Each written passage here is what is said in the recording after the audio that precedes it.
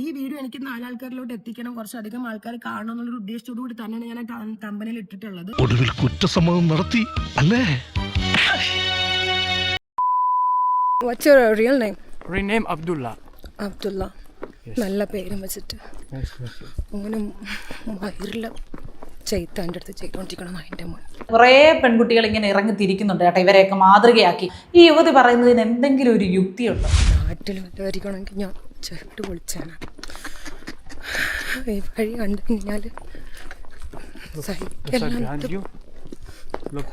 ആ കഴുതപ്പുറത്ത് നമുക്ക് കയറുമ്പോഴേ അറിയാം ഒരാൾക്ക് തന്നെ കഷ്ടിച്ചിരിക്കാനുള്ള സ്ഥലമേ ഉള്ളൂ, കഴുതയാണ്. അതിന്റെ ബാക്കിൽ ആ ഒരാൾക്ക് ഇരിക്കാനുള്ള സ്ഥലത്ത് 2 പേരിരിക്കുമ്പോൾ എത്രത്തോളം ആ ബാക്കിൽ ഇരിക്കുന്ന ആൾ നമ്മുടെ ശരീരത്തിനോട് ചേർന്നിരിക്കും.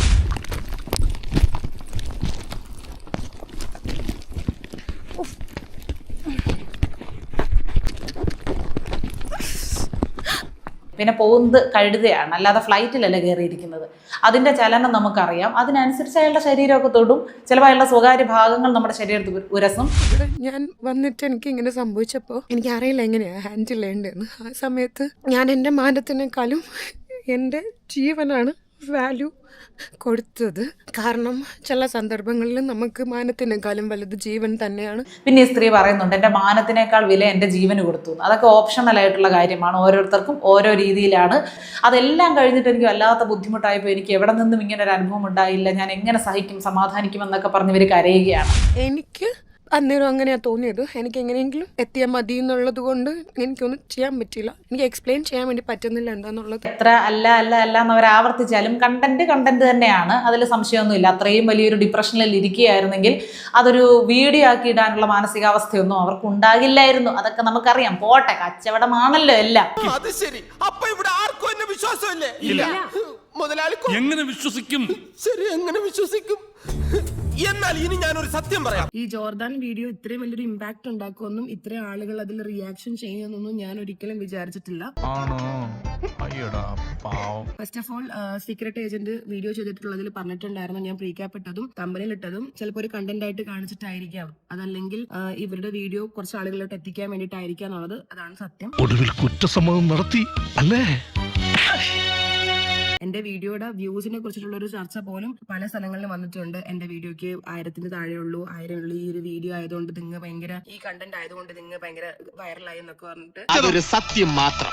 കാര്യം സത്യമാണെങ്കിലും എനിക്ക് അംഗീകരിച്ചു കൊടുക്കാൻ പറ്റുമോ? അത് ഞാൻ ഈ വീഡിയോ ഇത്ര വൈറലാണ്, ഇത്ര ആൾക്കാർ ഏറ്റെടുക്കണം, ഇങ്ങനെ വലിയൊരു സെൻസേഷൻ ആണെന്നൊന്നും വിചാരിച്ച് ചെയ്തതല്ല. ഒരു മെസ്സേജ് അല്ലെങ്കിൽ ട്രാവൽ ചെയ്യാൻ ഉദ്ദേശിക്കുന്ന ആൾക്കാർ ഞാൻ ശ്രദ്ധിക്കാതെ പോയതുപോലെ നിങ്ങൾ ശ്രദ്ധിക്കാതെ പോയിട്ട് ഇതുപോലെ അനുഭവിക്കരുതെന്ന് പറഞ്ഞിട്ട് ഒരു മുന്നറിയിപ്പ് മാത്രമായിട്ടാണ് ആ വീഡിയോ കണ്ടിട്ടുണ്ടായിരുന്നത്.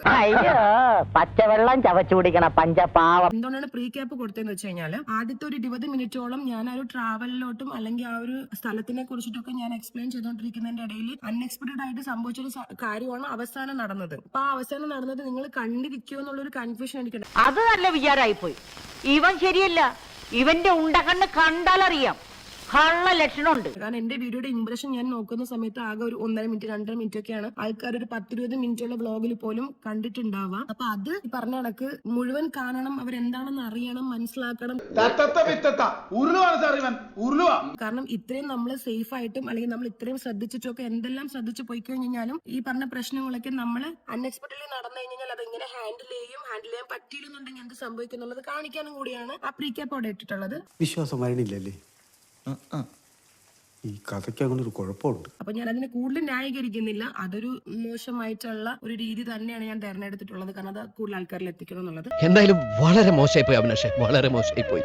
അപ്പൊ ഞാൻ ജോർദാനിലോട്ട് പോയ ദിവസം തന്നെ ഫ്ലൈറ്റിൽ വെച്ചിട്ട് ഒരു മോശം അനുഭവം ഉണ്ടായിട്ടുണ്ടായിരുന്നു. എന്റെ തൊട്ടടുത്ത് ഒരു പാസഞ്ചർ എന്നെ ഒന്നും ചെയ്തിട്ടൊന്നുമില്ല, മോശമായിട്ടുള്ള ഒരു ഇതും എനിക്ക് ഉണ്ടായിട്ടില്ല. പക്ഷെ ഞാൻ ഒരു വൃത്തിയുടെ എന്റെ അടുത്തിരിക്കുന്ന ആളിൽ നിന്നും കണ്ടിട്ടുണ്ടായിരുന്നു. സ്ഥിരാണല്ലേ?